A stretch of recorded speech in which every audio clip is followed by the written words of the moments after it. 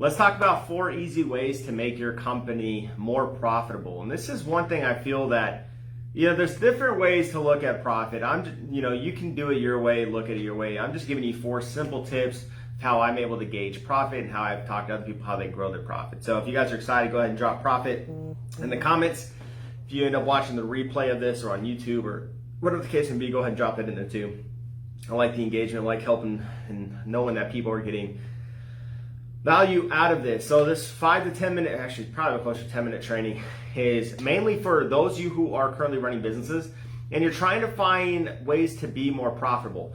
Now for me, profit is how much money I have left over after paying expenses, employees, myself. A profit account is like, hey, this is money that is helping just grow the profitability of it. So there's gonna be a couple tips inside here that you may have not heard of, you may have heard of before, so we're going to go ahead and dive into it. But there's 4 simple and easy ways to increase your profit. I say easy because it's great when you actually start building profit the correct way and you start measuring profit the correct way as well. So number 1 is you have to prioritize revenue. You can't have much profit if you don't have any revenue coming in. So people will often brag about the gross profit the gross revenue they're bringing in, but that doesn't mean much of anything if you also have a huge amount of expenses coming out. So, and that's something we'll talk about in a minute, but money coming in, first and foremost, prioritize that. You may not have the best expense control or cash flow control, but that can be very easily mitigated by making more money, right? So when you start prioritizing revenue and start prioritizing the revenue generators of your business, you're gonna start having a lot more traction on the ability to increase your profit. So we're going to tap into a little bit at the end as well, how you can increase profit with verticals and sidelines and how you can be able to do that. But just because people say, hey, we did $250,000 this year, that doesn't necessarily mean that's the overall profit for their business, right? I like when people talk about profit. Yeah, we had a profit of $150,000. Okay, dude, that's freaking awesome, right? Because if they have $150,000 of profit after expenses, after payroll, after everything else, that they did have a larger income. So knowing your profit as well as your profit margins on products and services is a great way to be able to increase your overall profits. Number 2 is keep a close eye on your burn rate. And your burn rate really comes down to how fast money is leaving your account. So if I have a high burn rate where, let's say if I have a $1,000 product, I get paid $1,000, but I burn out $850 for that product or service or to get something done, my burn rate is extremely high and extremely fast. So this is something that you got to pay attention to. Is like, how fast does money leave or burn out of my pockets? And that's a big thing. Like, yeah, I brought in 20 grand this month, but hey, 18,000 went out pretty damn quick. So knowing your burn rate or finding and identifying things in your cash flow that burn out of your pocket unnecessarily is a great thing to be focused on. So if you're trying to increase your profit of your company, start keeping track of how fast money is moving. There is an equation. If you guys actually look up the burn rate equation, there's a full-on mathematical dorky equation that you can figure that out too, but it's just a great tip to be aware. And it's very easy. Once you actually identify your burn rates that are happening, then you can control them a lot more efficiently. And sometimes even cut them out. If there are some things that your money's burning through, you can get rid of that a lot more effectively. Number 3, manage your cash flow. This is probably one of the biggest challenges some people have. It's one problem that I personally had. I would have money going out, like burning quickly. Then I would look at my cash flow and I'm like, well, I've got revenue coming in, but where's it going, right? So again, now you have money coming in. Monitoring where it's going is one of your top priorities. You have to have an idea of your cash flow. And this is one thing this month I started implementing a lot more critiquing and tracking of my expenses. So every single day I do the numbers for the day prior. I'm looking at the revenue coming in and the revenue going out every single day. And when I see these expenses in my bank account, I'm like, hey, is that a necessary expense that I had for yesterday? And if it isn't, I don't make it again.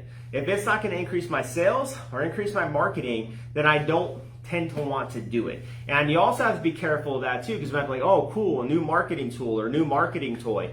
If you look at that and say, okay, well, am I going to implement this strategy and use this and start growing my money faster with that? If you say yes, then it's a great investment. If you're like, no, it's just another tool to add, then it's a horrible investment. You just wasted money and took money away from your profit. So again, I talked about this earlier, but if you have a business that has $250,000 a year and you're blowing through $225,000, you're not going to have as many profits. Let's say outside of that, because I know payroll is the number one expense for businesses, but let's say you start tracking your expenses and you're managing your cash flow more importantly, and every month you're finding unnecessary waste or something that didn't need to be done and you cut it out. Now you're starting to manage your cash flow better, which will increase your overall profit of your company. When someone does an evaluation of your company and they say, okay, well, you had a $250,000 a year, but you blew through and only had $75,000 left afterwards, they may not, your profitability will be decreased versus if you maybe had $25,000, $50,000 of unnecessary expenses. Wouldn't it be better for an investor or for your own self that if instead of saying you blew through or you mismanaged your cash flow, $225,000, and now you only have $175,000 of expenses, you profited $125 versus $75? That's pretty damn awesome. That's almost a 100% increase in your profits just by managing your expenses. So knowing where your cash flow is going is a great way to increase your profit each year. And that's a key indicator too, and a lag indicator of how well you're doing. So if your revenue is increasing, yeah, your expenses might increase as well, but you want to watch out for that ratio. What's the ratio for it? So if my cash flow is expanding and I have more cash flow per expenses, then I know I'm doing a lot better. One of the other things too to consider is setting up a profit account for your business. So every time I get paid, 12.5% of my gross revenue generated from that client goes into a profit account. So if I make 100 grand in a month, that means 12,500 is just directly in a profit account. Then I have expense accounts, I have tax accounts, and I have owner income accounts. And this is a great method from Profit First that you guys should read that book. It's one of the best books I've implemented for my strategies. Been doing it for a little while. So that way it affords me to use profit systems to do bonuses at the end of every quarter for myself as well as my team and a lot of great things. But make sure you have a profit account with it. So if you guys are with me so far, go ahead and type profit again if you guys are getting some value from it before I dive into this fourth one, just so I know you guys are here with me and you guys are learning. Number 4, to increase your profits, you want to really focus on identifying the biggest customer revenue generators. So that can typically be a niche of person or a product and service that you offer. What is going to be the best way? It is a fucking game changer. It truly is. It's one of the best books ever. So when it comes down to this, it can be your clients, your customers and services. What's going to be your biggest revenue generators? This is one thing that you may have to do is cut products or services that are not revenue generators, especially if you're paying for something every month or you're paying for supplies, you're paying for software that's using for it. Maybe this doesn't help you generate solid enough revenue. Like one of my programs that I freaking love, I use all the time, but had to go away because it wasn't generating a good enough profit for what was going out. My profit margin on there was minimal.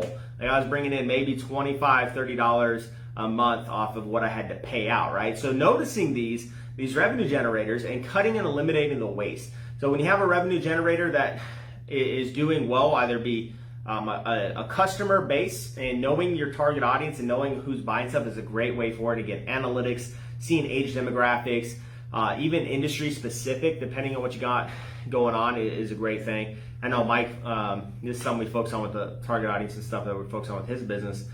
But you have to start exploring what's called verticals and sidelines. Verticals are going to focus on how you can keep a generator coming back. So if I have a revenue and I have a product that is what's called a monthly recurring revenue or MRR, I want to make sure that I'm providing enough value and enough consistency for that product or service to be worth it every single month. So for instance, if I have a client who's paying me $750 a month for some organic social media management, I want to make sure that we're generating enough results and we're providing value to that client so that way it keeps coming back. Monthly recurring revenue is a great way to see how you're improving in your business and a great way for your verticals, because if I have someone who keeps coming back, it's a great way for my business to grow.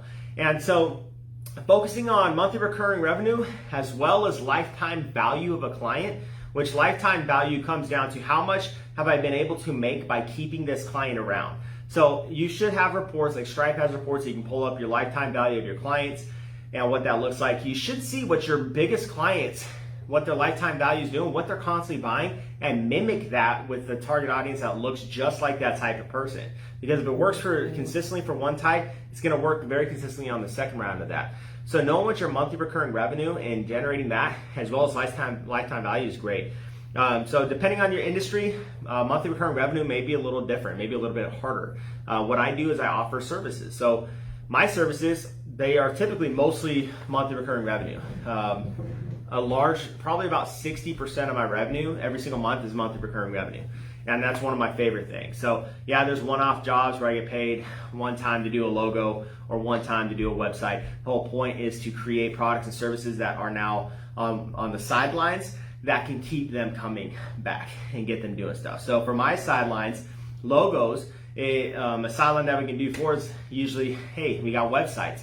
Now a monthly recurring revenue sideline I can do for websites is going to be hosting, maintenance, and upkeep. So if I have a client who has a shop on Shopify and they need to update products, they need to update images, they need to update a lot of stuff, they will retain me to do that for them. So they can just focus on growing the business instead of being stuck in the business. So when I focus on having a product service that is a one-time product, I'm building and developing sidelines to take these clients and move them into the sidelines to generate monthly recurring revenue and lifetime value and increasing the LTV for them. So that's why I also got rid of some of my cheap $4.99 ebooks, got rid of them because the LTV for it and the sidelines were very minimal and it didn't help me grow my business, which helps me help more people. And some people, it's very hard for them to understand that if you cut, I know cutting out the BNP videos was not advantageous for some people, but again, I had to cut it out to help my business because I was focusing and taking a lot of time trying to get that thing going that it took away from helping people here, which can again affect the long-term value of the client. LTV to me means happiness. So if I have a higher LTV on a client, that means they're happy. That means they're getting results. And so I couldn't maintain a proper revenue share, a proper LTV aspect with one of them. So I had to get rid of that.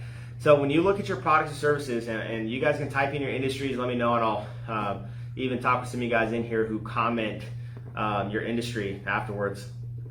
Maybe tomorrow or next week we can chat a little bit more for free and have these conversations. Because I have to throw in for free because people are like, how much does it cost me? Dude, if I give you advice, man, it's just usually to give you some simple stuff, and it's free. But sidelines are what else you can obviously offer to get clients to come back and to keep generating more revenue. You have to remember that a client gain and a client that is a consistent paid customer, that really means they're just easier to come back with you and buy more stuff or book more services. Because if you go through your entire diffusion process of your business, take cold client and trying to get them into a referral source, that middle part of how you're going to have a great customer experience is what's going to make them want to come back. So obviously you have to provide a good product, a good service, and everything else like that in order for your clients to come back. But it's a lot easier to, once you've gained a client, they had a great experience, it's easier to get them into another product or another service. So those are the 4 things that you guys need to be focusing on. Just to quickly recap on it. Number 1 is prioritize revenue. Number 2 is keep an eye on your burn rate. Number 3 is manage your cash flow. Number 4 is identify the biggest customer revenue generators, and that's how you guys are going to increase your profits overall. And again, get a profit account, read the book Profit First. It's literally game changer, just like Mike said.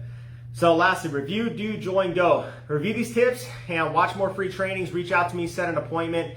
The 4 tips are great ways to help with the profit levels, but make sure that you follow them as the basics of it. You have to start expanding your knowledge of how to grow your profits.